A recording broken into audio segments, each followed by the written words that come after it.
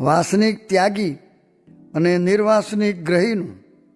સ્વામિનારાયણ હરે સંવત 1879 શ્રાવણ બધી છઠને દિવસ સ્વામી શ્રી સહજાનંદજી મહારાજ શ્રી ગઢડા મધ્યે દાદા કાચરના દરબારમાં દક્ષિણાદે દ્વાર ઓરડાની ઓસરીએ ઢોલિયા ઉપર વિરાજમાન હતા અને સર્વ શ્વેત વસ્ત્ર ધારણ કર્યા હતા અને પોતાના મુખારવિંદની આગળ મુનિ તથા દેશ દેશના હરિભક્તની સભા ભરાઈને બેઠી હતી.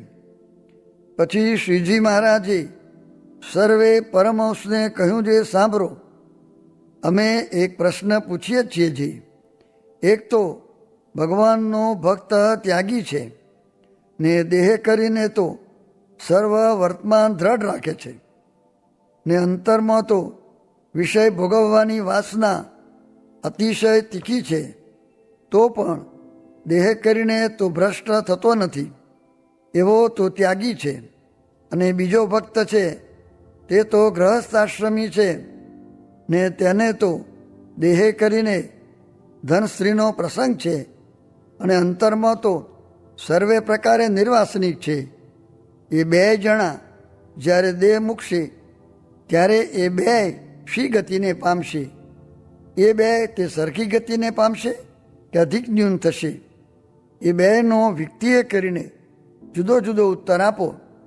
પછી ગોપાલાનંદ સ્વામી બોલ્યા, છે એ ત્યાગી જ્યારે દેહ મૂકશે ત્યારે એને વિષય ભોગવવાની અંતરમાં તીખી વાસના છે, માટે એને તો ભગવાન મૃત્યુલોકને વિશે અથવા દેવલોકને વિશે મોટો ગ્રહસ્થ કરશે અને અતિશય વિષય ભોગ પ્રાપ્ત થશે.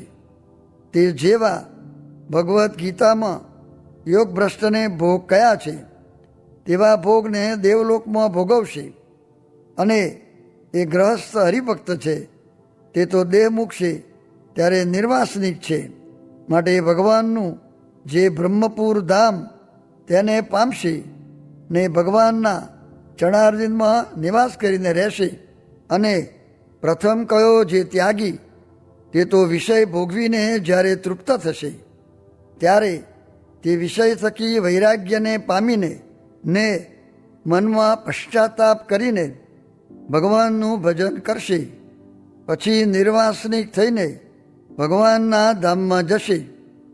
પછી શ્રીજી મહારાજ બોલ્યા, છે ઠીક કહ્યું. એનો ઉત્તર એ જ છે. પછી મુક્તાનંદ સ્વામીએ પૂછ્યું, છે એવી દ્રઢ વાસના હોય ને તેની જેને ટાળવાની ઈચ્છા હોય તો તે શો ઉપાય કરે ત્યારે ટરે?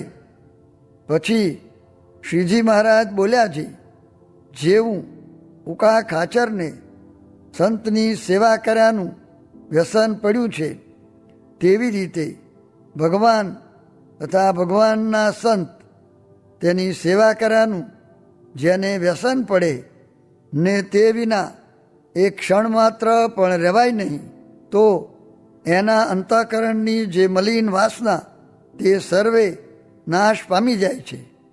પછી સ્વયંપ્રકાશાનંદ સ્વામીએ પ્રશ્ન પૂછ્યો, છે હે મહારાજ, જેણે કરીને ભગવાન અતિશય રાજી થાય એવું કયું સાધન છે?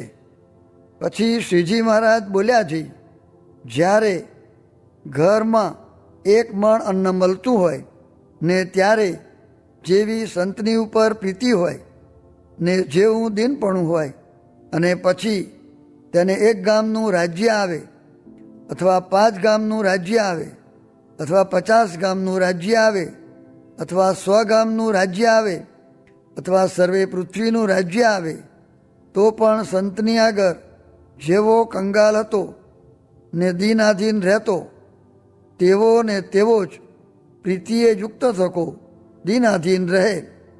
તેમજ ઇન્દ્રલોક તથા બ્રહ્મલોકનું રાજ્ય પામે તો પણ સંતની આગળ તેવો ને તેવો જ દીનાધીન રહે અને ત્યાગી હોય અને તે જેવો પ્રથમ ગરીબ હોય અને જેમ સૌ સંતની ટેલચાકરી કરતો હોય તેવી ને તેવી જ પોતામાં ભગવાનના જેવા ઐશ્વર્ય આવે તો પણ કરતો રહે, પણ સાધુ સાથે પિતરાય દાવો બાંધે નહીં ને બરોબરિયાપણું કરે નહીં. એવા જેના લક્ષણ હોય તેની ઉપર ભગવાન અતિ પ્રસન્ન થાય છે. ઇતિ વચનામૃતમ. એવી રીતે ગઢડા મધ્ય પ્રકરણનું 25મું વચનામૃત જે તે થયું. પ્રહલાદજીએ નારાયણ સાથે ઘણા દિવસ યુદ્ધ કર્યું, પણ ભગવાન જીતાણા નહીં. પછી ભગવાને પ્રહલાદને કહ્યું, જે એ યુદ્ધે કરીને તો હું જીતાયો નથી, ને મને જીતવાનો ઉપાય તો એ છે જે જીભે કરીને મારું ભજન કરવું, મનમાં મારું ચિંતન કરવું, નેત્રમાં મારી મૂર્તિ રાખવી, એ પ્રકારે નિરંતર મારી સ્મૃતિ કરવી, એમ કહ્યું છે. પછી એવી રીતે પ્રહલાદે અભ્યાસ કર્યો, ત્યારે ભગવાન 6 માસમાં વશ થઈ ગયા. માટે ભગવાનને રાજી કરવાને અર્થે આ ઉપાય સર્વોપરી છે તે શીખવો. સ્વામિનારાયણ સ્વામીએ વાત કરી જે 4 પ્રકારના સત્સંગી, તેમાં પ્રથમ સૌ કરતાં સરસ આત્મા ને પરમાત્માના જ્ઞાનવાળો, ને તે પછી બીજો ધ્યાન ને પ્રીતિવાળો. તેણે કરીને જોડાયો હોય તો તે પાર પડે, ને તે કેડે ત્રીજો આજ્ઞાવાળો, તે આજ્ઞામાં રહીને માંડ પૂરું કરે, તે પણ પાર પડે તો તે ઠીક છે. ને તે કેડે ચોથો તે કોઈક સાધુમાં એ જ થયું હોય, તેણે કરીને કોઈક રીતે નભે. એ રીતે 4 પ્રકારના ભક્તના રૂપ કયા. તે પછી હરિજને પ્રશ્ન પૂછ્યો, જે 4 પ્રકારના ભક્તમાં પ્રથમ કયો જે જ્ઞાની, તેને કોઈ પ્રકારનું વિઘ્ન આવે કે ન આવે. પછી તેનો ઉત્તર કર્યો, જે કોઈક ધક્કો મારે ને પછી પડી જાય ને પાછો ઊભો થાય છે, ને વળી જેમ ચોમાસામાં પડે છે ને ઊભો થાય છે, તેમ વિચારે કરીને દેશકાળને ટાળી નાખે, ને દેશકાળ તો આવે ખરો, એ ઉત્તર છે. સ્વામિનારાયણ સ્વામીએ વાત કરી જે સારા ભગવદી સાથે જીવ બાંધવો એ જ સત્સંગમાં રહ્યાનો હેતુ છે, પણ એકલી ભક્તિ સત્સંગમાં રહ્યાનો હેતુ નથી. ને જ્ઞાન વિના તો સર્વે કાચું છે. ને સારા ભગવદી સાથે જીવ બાંધ્યો હતો તો કરશનદાસને ને મહાવીર્યાનંદને સત્સંગમાં રાખ્યા, ને તે વિના તો રાધેશ્વરાનંદ ને હિરણ્ય ગર્ભાનંદ ગયા, ને અમીરે પણ ઘણી ભક્તિ કરી હતી તો પણ તે ગયા.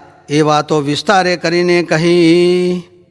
સ્વામિનારાયણ સ્વામીએ વાત કરી જે સત્સંગમાં બરોબરિયાપણું સમજવું નહીં, ને બરોબરિયા થવું નહીં, ને બરોબરિયા સમજવા એ જ ખોટ છે.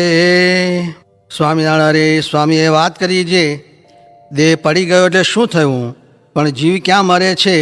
એ તો સાધુ થવું ને સાધુતા શીખવી ને સ્વભાવ મૂકવા એ કરવાનું છે, પણ મરી ગયા એટલે થઈ રહ્યું ને કરવું બાકી ન રહ્યું એમ ન સમજવું. સ્વામિનારાયણ હરે સ્વામીએ વાત કરી જે મુમુક્ષુ જીવને જ્ઞાન પણ થાય ને હેત પણ થાય ખરું, પણ સત્સંગમાં કુસંગ છે તે એનું ભૂંડું કરી નાખે છે, માટે તે ઓળખવો. સ્વામિનારાયણ હરે સ્વામીએ વાત કરી જે સુરતથી મહારાજ ચાલ્યા, તે કીમ નદીમાં ઉતર્યા. ત્યાં ભારે ભારે સુખડા થાળ ભરીને બ્રહ્મચારીએ મૂક્યા. ત્યારે મહારાજ કહે, આપણે ત્યાગી આવું ન ખવાય. પછી સાથવો મંગાવ્યો, તેમાં પણ સાકર ન નાખી ને મીઠું ને સાથવો જમ્યા. સ્વામિનારાયણ હરે સ્વામીએ વાત કરી જે મહારાજે તો પંપોળીને રાખે તેની પાસે રહેવું નહીં એમ કહ્યું છે. પછી સૂજે તેમ કરો. અમે તો આત્માનંદ સ્વામી બહુ ટોકતા તેની ભેળે રહ્યા, ને બ્રહ્માનંદ સ્વામી ભેળા રહેતા તે નીકળ્યા, ને તે કહ્યા વિના ખોટ જાય નહીં. ને જ્યાં સારી સારી રસોઈ મળે ત્યાં વારે વારે જાય. પણ કેવડાત્માનંદ સ્વામી તો જો કોઈ પાકી રસોઈનું કહે તો તેને કહેશે, જે જુનેગઢથી સ્વામીનો કાગળ મગાવ્યો છે તે આજ્ઞા આવશે ત્યારે લેશું, એમ બાના કાઢીને ચોખ્ખી ના કહેવી, ને દાળ રોટલા લેવા, ને પછી 2 દિવસ રહીને ભાગી નીસરવું. પણ ગળ્યા, ચીકણા, ચોપડ્યા, વઘાર્યા, ધુઘાર્યા તે ખૂબ તળુસુઈને સૂતા. તેણે કરીને વધશે કામ ને ક્રોધ. ને આપણે તો ધર્મામૃત, નિષ્કામ શુદ્ધિ ને શિક્ષાપત્રી એ 3 ગ્રંથ પ્રમાણે રહેવું એમ મહારાજે કહ્યું છે. તે મહારાજની રુચિ પ્રમાણે રહેવું. બ્રહ્માનંદ રહેનો ભલો રૂખમે એમ કહ્યું છે. તે 3 ગ્રંથથી વધુ લુગડું કે પદાર્થ રહેશે કે ખવાશે તો બંધન થશે ને એનો તો આગળ જવાબ લેવાશે. સ્વામિનારાયણ હરે સ્વામીએ વાત કરી છે, મંદિરમાં બીજા માણસ ભલે હોય પણ એક માણસને ઉદ્વેગ કરે ને ધન સ્ત્રીનો પ્રસંગ રાખે તેને તો ન જાય તો પણ કાઢી મૂકવો. અને મહારાજને એક રહેણીએ રહીને જે મરે તે બહુ ગમે, કેમ જે ભાવ ફરી જાય. માટે સાધુને વિશેથી ને ભગવાનને વિશેથી તે ભાવ ફરવા ન દેવો, મરને થોડું કરવું. સ્વામિનારાયણ હરે સ્વામીએ વાત કરી છે, આ પંચ વિષય રૂપી અઘાસુરે જીવને ગળી લીધા છે. મહારાજ કહે, જો બધાએ પ્રભુ ભજે તો બપોરે મોતૈયાનો વરસાદ વરસાવીએ.